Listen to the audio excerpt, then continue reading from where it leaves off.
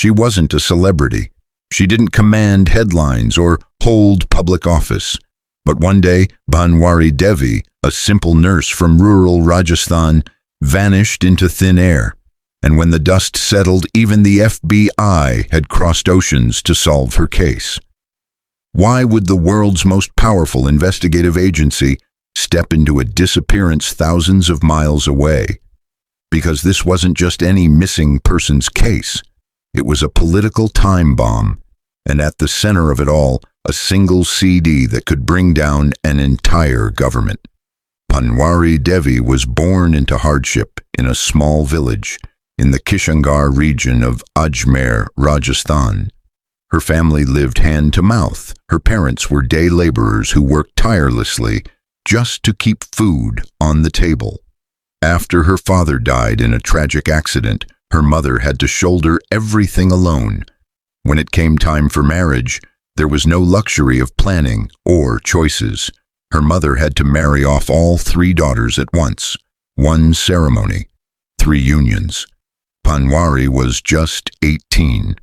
She moved in with her husband Amar Chand in Barunda village. He worked as a driver, but there was a serious problem. He was addicted to alcohol, and their home was far from peaceful. Her life changed when her father-in-law, who worked in the local health department, helped her land a job as an assistant nurse in 1999. It was a small post in a distant town, Gailmer. Far from glamorous, but a step toward independence. And then, something unexpected happened. At the hospital one day, a man approached her. Not for treatment, not for help. He asked her if she'd ever considered acting. Films, music videos. She hesitated, who wouldn't? But deep down, the idea excited her. For a girl raised in poverty, it wasn't just flattery, it was a door. She said yes.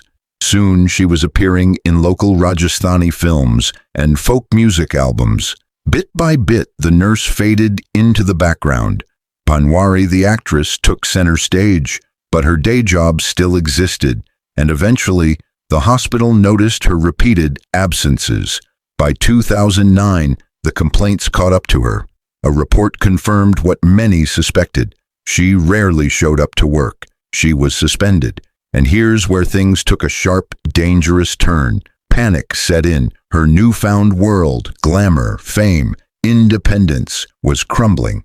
But Banwari had a card to play, her political connections. She reached out to Malkan Singh Bishnoi, a powerful Congress MLA who had grown increasingly close to her, and he had connections of his own.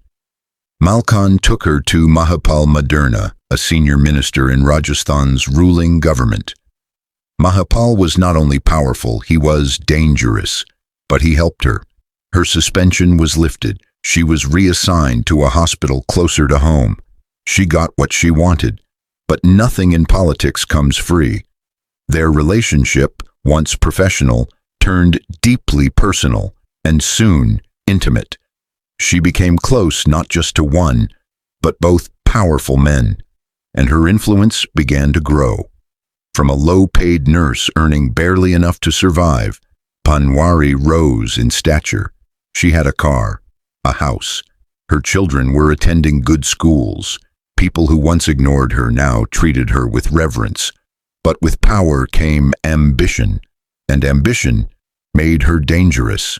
She told Malkan Singh she wanted to enter politics, not just join a party. She wanted to contest elections, to become an MLA, a lawmaker, a leader. That dream turned everything upside down. The men who once controlled her were now terrified. If she gained power, she wouldn't need them anymore. Worse, she might use what she knew against them. And she knew a lot. But it was what she had that would trigger a chain of events darker than anyone imagined. A CD. A 53-minute-long video allegedly showing her and Mahapal Maderna in an intimate encounter. Images, footage, undeniable evidence that could destroy reputations and topple careers. And she wasn't bluffing. She threatened to leak it unless they gave her a ticket to run for office. She even met with leaders from the rival BJP party. offering them the CD in exchange for their support. Suddenly, she wasn't just a political problem, she was a liability, and someone wanted that problem to disappear. It was a deadly game of power, secrets, and blackmail. And Bhanwari Devi was playing with fire. She thought the CD was her shield, her ticket to a political future, but what she didn't realize until it was too late was that it had become her death sentence. Desperate to stop the scandal, Mahipal Maderna tried to reason with her. Again and again he pleaded, "Give back the CD." But Bhanwari stood her ground. She didn't want words, she wanted power, and if not power, then money. A new deal was made. Maderna agreed to pay her 60 lakh rupees, about $80,000 at the time. That kind of money could change her life. And to make sure she stayed safe in the meantime, Bhanwari took precautions. She made multiple copies of the CD and hid them in different locations. One went into her personal bank locker in Jodhpur. She wasn't naive. She knew she was messing with men who could make people vanish. And she was right to be afraid. The deal was set. The date was fixed. On that day, Bhanwari was told to bring the CD. A car would come for her. The men would verify the footage. Then she'd get the money. That morning she left home with the CD, confident, maybe even a little excited. A white Bolero SUV was waiting. She got in. Inside the vehicle, a small screen had been set up. The CD was inserted. For 53 minutes the video played. Every second confirmed what she had claimed. The men in the car said nothing. They just watched. And when it ended, they started driving, but not toward the drop point. That's when the fear kicked in. Why were they taking a different route? Bhanwari tensed up. She demanded answers. Her voice grew louder, but before she could react, everything changed. One of the men lunged. He shoved her between the seats, pinning her down. Another wrapped his arm around her neck. She kicked, fought, screamed. But it was no use. Within minutes, the woman who had shaken the political elite was gone, strangled to death, silenced forever. As her killers drove to a remote location, isolated, no witnesses. A furnace was already burning when they arrived. They pulled her lifeless body from the SUV and tossed it into the flames. The fire roared. The evidence, her body, her voice, her story, was reduced to ash. They waited, watched, made sure nothing remained. Then they vanished. Back at home, no one raised an alarm. Not at first. Her husband, Amar Chand, wasn't worried. Bhanwari often disappeared for days at a time, busy with her film work or political dealings. This time seemed no different. But then 5 days passed, and she didn't return. Her phone was off. Her contacts had gone quiet. Her family's unease turned into dread. The police launched an investigation. The opposition, already aware of Bhanwari's ties to Maderna and Bishnoi, pounced.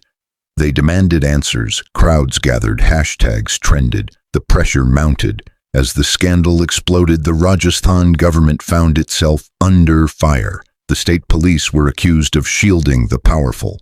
The public didn't trust the investigation. That's when the Central Bureau of Investigation was brought in. But even they would soon find that this case was far from ordinary. The CBI began interrogating Maderna and Malkan Singh. Slowly, the truth began to unravel. A network of lies, cover-ups, and political manipulation came into view. The killers were eventually tracked down and arrested. They confessed. They told the entire story, the fake deal, the murder, the fire. But there was one problem: no body, no proof. Could they really convict without hard evidence? The CBI searched the location described by the killers. They found burnt fragments, bones, a wristwatch, a ring. Everything was sent for DNA testing. Then came the twist. The forensic report said the bones weren't human. They belonged to an animal. That's when India did something it had never done before. They called in the FBI. And for the first time, U.S. forensic experts were brought in to examine remains in an Indian murder case. The samples were flown to America. DNA testing began, and then confirmation. The bones were human. They belonged to Panwari Devi. Meanwhile, CBI investigators found something else. The original CD. One of the copies Panwari had hidden, safe inside her bank locker, was recovered. The footage was undeniable. Presented in court alongside witness testimony, phone records, and forensic evidence, it formed a mountain of proof. The killers were named. The motive was clear. The trail led straight to the top. And yet, justice has not been served. Not yet. The evidence was overwhelming. The confessions were detailed. The motive, crystal clear. Panwari Devi's murder wasn't a random act of violence. It was a calculated, cold-blooded execution to protect the reputations of powerful men. And yet, more than a decade later, no one has been punished. After the FBI confirmed the remains were indeed Panwari's, it should have been an open and shut case. The CD, recovered from her bank locker, left no room for doubt. In a courtroom, it played like a time bomb.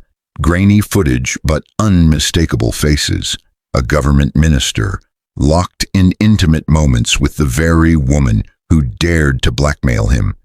It was the kind of scandal that should have shaken the foundations of the state. But what happened instead? Nothing. Kamhepal Maderna and Malkhan Singh were arrested. So were the hired killers. The public waited, expecting swift justice. Media outlets aired breaking news coverage around the clock. Social media exploded with outrage. But over time, something strange happened.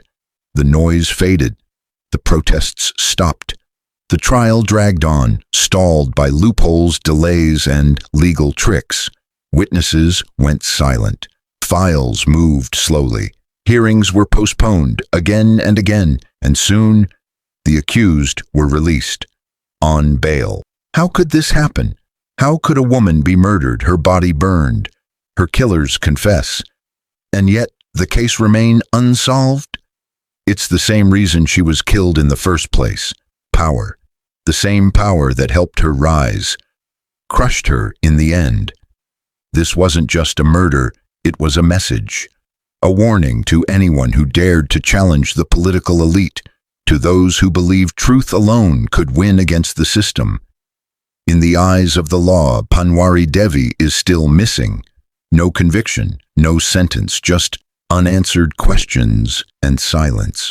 But her story isn't forgotten. It lives on as a chilling reminder of what happens when someone flies too close to the sun. A nurse from a poor village who rose to rub shoulders with ministers and then tried to outplay them. A woman who recorded the truth, locked it in a CD, and believed it would protect her. But in the world she stepped into, truth is only powerful when the powerful allow it to be. Panwari Devi is gone. Her voice, her body, her future, burned away in a fire meant to erase her completely. But her story refuses to disappear, because deep down we're still asking, who really gave the order? Why hasn't justice been done? And how many more like her are out there, silenced, erased, forgotten? Until those questions are answered, this case remains more than a tragedy. It remains a scar on the face of justice,